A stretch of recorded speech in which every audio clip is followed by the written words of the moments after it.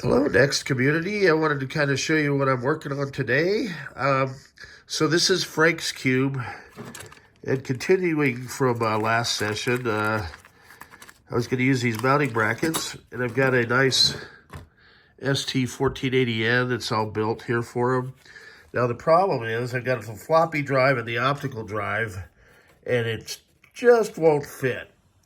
And so, because this is a dual optical drive cube, you can see in order to get the floppy in there, it kind of comes down a little bit more than if it were flipped. And so luckily for Frank, and here's a CD-ROM drive I'm about to check as well, I was able to find, and these are pretty rare, it's the combination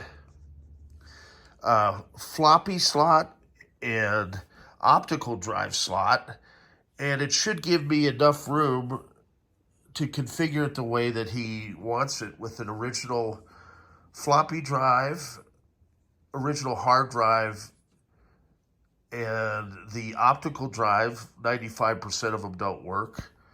But we do have a way to refurbish them now. It's time intensive and it doesn't always work. And there should still be room for the new Zulu SCSI card. And the case is in excellent condition.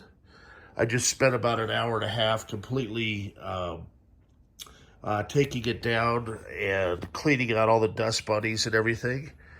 Now the other alternative, NeXT cubes initially did not ship with anything other than an optical drive. So a company named PLI came up with these 2.88, they called it the super floppy.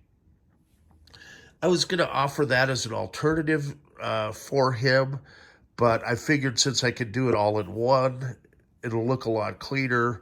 And this wasn't actually manufactured by NeXT, although the design is spot on.